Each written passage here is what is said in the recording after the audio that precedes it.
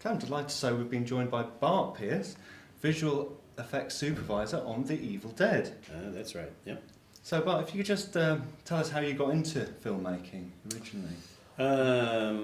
Actually, I saw King Kong when Right. I was about 10 years old, and within 2 years I was this weird kid who went into the basement and was making dinosaurs run all over, little clay dinosaurs run all over, and I was, making big monsters that were shooting flames and burning up my friends, and then I went back to life, and I went to college, and then somewhere while I was going to college, and I was going to be a psychologist, Right.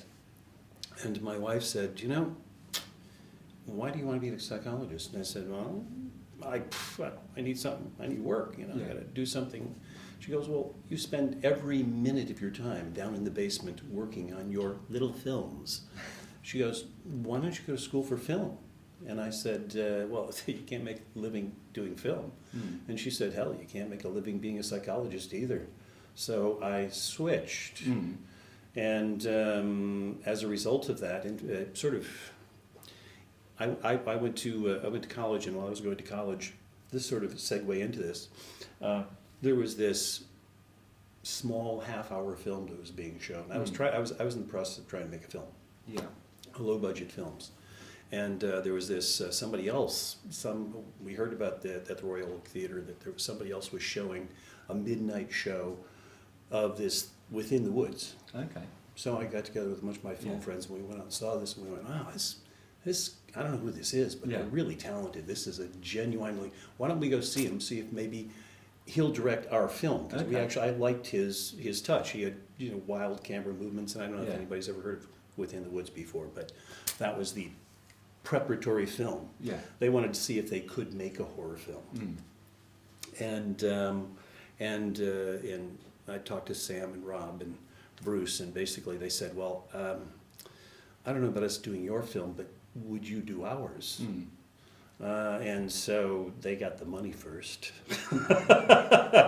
So I just ended up doing his film. I worked with a guy who was really wonderful to work with, and Tom Sullivan. He did like makeup. Yeah. And I did all the sort of magic effects. I actually did some props too. Yeah. But I guess if the stuff that shows up the most, where I can point to it and people understand what it is the big meltdown sequence at the end. That was all designed and executed under my tutelage. So how did you go about creating those effects on such a small budget? What budget? Exactly. Yeah.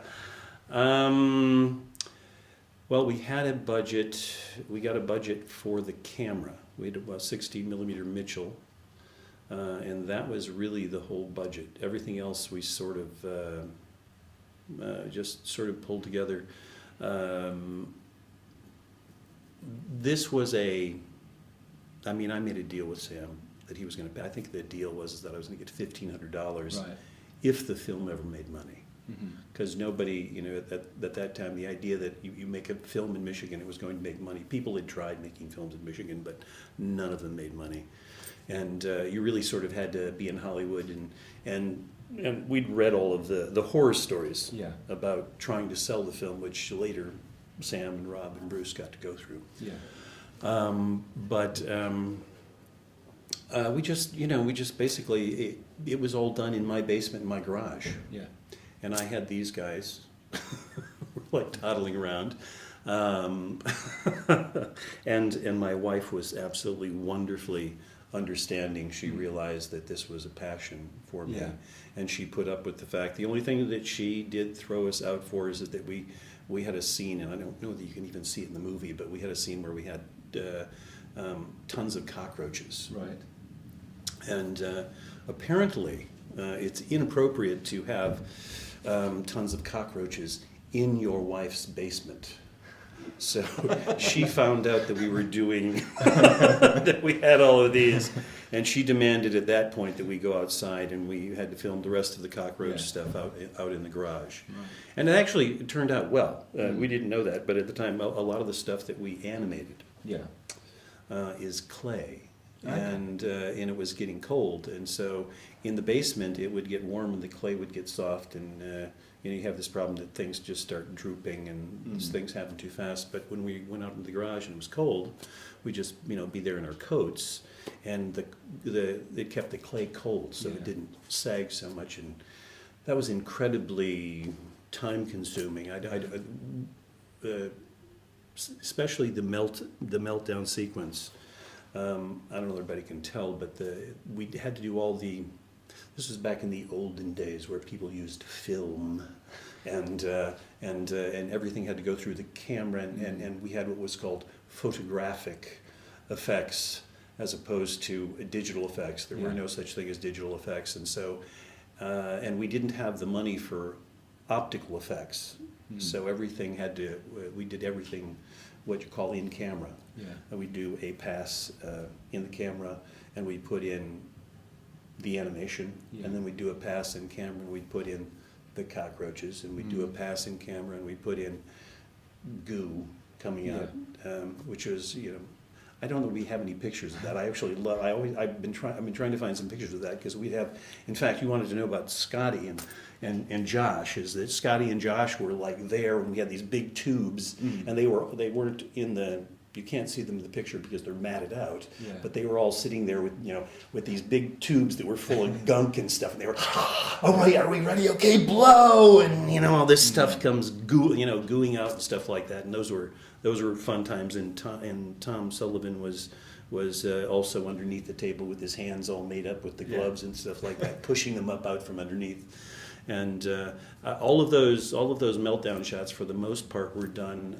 They took about 4 or 5 passes through the camera. Even the animation was something called half frame animation, which means every animation frame had to be taken twice. Was that the toughest part of the shoot, or? It was the most time consuming. Actually, it was wonderful. One of the nice things is that a guy who I had the honor to work with once was Robert Wise, who told me that he said that I asked him, I said, what's your secret to good filmmaking? And he says, well, I hire good people, I let them do their job. And Sam, I guess I'm being self-congratulatory here, but Sam basically gave us this job, which of course didn't have any money, but he gave us this job, and then he let us do it the best way that we knew how. He had input on what he wanted. He had an idea of what he wanted, but that sequence was really a product of the 3 of us who were there, which was Tim Philo, who was the cameraman, and Tom Sullivan, who did all the wonderful artwork, and me, who designed the shots so that they would look like shots, and so we just kind of we'd do a shot, and then we'd give it to Sam, and the only comments we'd get from that is that every time we did a shot, we'd try and make it complex and really interesting, and he always liked the hardest shots. Yeah. So the sequence got considerably more complex because he wanted as much of that. He wanted, in fact, his quote to us was, he says, don't have any money, but we want the greatest meltdown sequence of all times. Because I have to pay off. I don't know if this has been said before, but that's one of the things that Sam's thing is that anytime you set anything up, and I think what made the film a success was anytime you set something up, you had to pay off. Yeah. There was none of the, there was no, if you suggested that there was going to be a violent battle, you had to have a violent battle. And that was really wonderful. The other thing that Sam and Rob, other than the fact, Sam's is a wonderfully creative guy, but the other thing that I really, really give them credit for is that they faced, the rest of us didn't have to go out and try and sell the film. Yeah. And at that time, going out and trying to sell the film was there were a lot of vultures and people who were not very nice. And our film was not conventional, and it was considered very violent. And Sam and Rob and Bruce went out and did that, and they literally stuck to their guns the entire time. They said one of the things is that if we don't sell this film the way we made it, if we don't sell it as it is, it won't be a good film. And they stuck to their guns, and then they did that. And when we were shooting the film, even though we shot all of this violent stuff, we made it for ourselves. We made it to scare ourselves.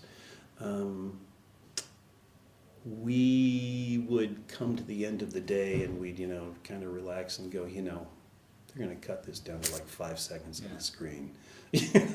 Just spend all day long just getting one shot, or you spend 2 or 3 days getting one shot and you go, they're going to cut it. They're just going to cut it all out. And Sam and Rob and Bruce stuck to their guns and they said, it's going to go in the film. Yeah.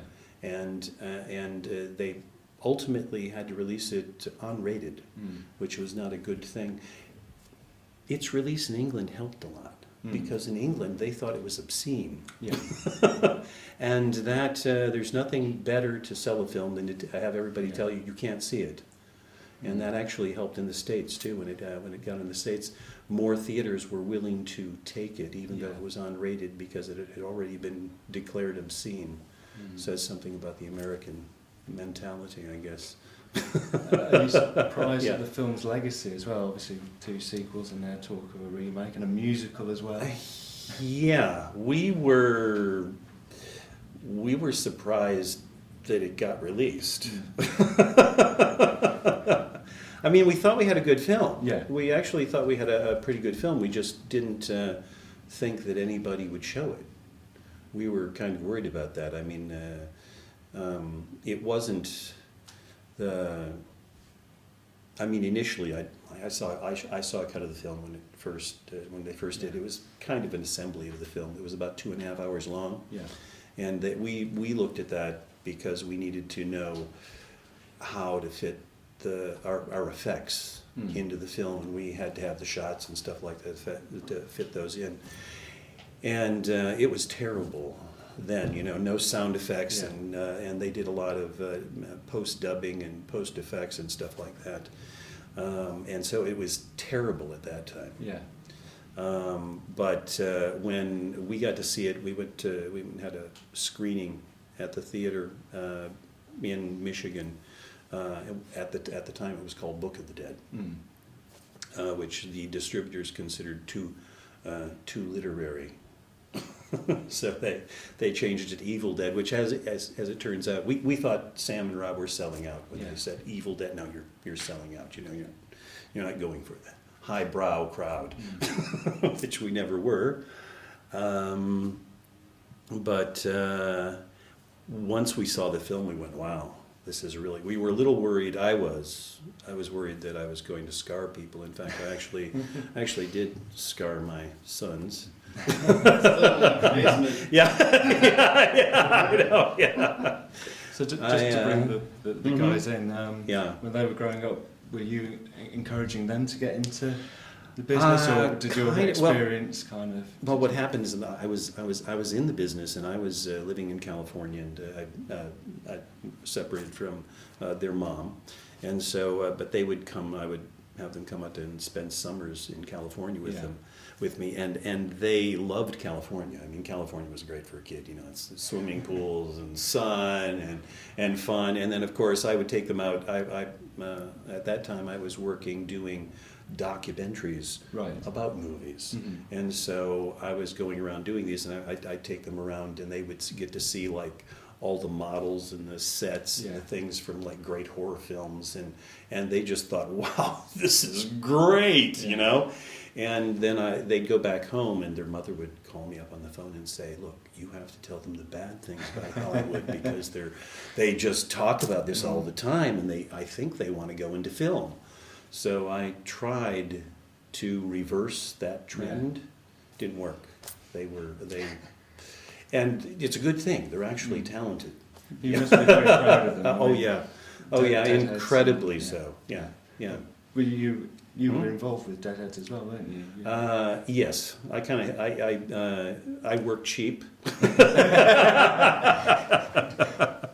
and I truthfully I can't think of anything. Any parent, I guess, they want to be there when their child gets married for those big points. There is no higher point. There's no way to describe what it's like to make a film, to make an independent film. It's a full body contact. It's a full immersion experience. It's like going to a wedding, and where everything falls apart and everything comes together, and it's absolutely crazy. Yeah. And I was lucky enough. In fact, I consider myself one of the luckiest people in the world in the fact that I have friends who can't talk to their sons, or their sons and daughters don't talk to them, because my sons and I have the same career. We can talk endlessly about it. I mean, we share things that we both like those things. Yeah. So, which is really, that's a gift as being a dad. That's like a gift. I'm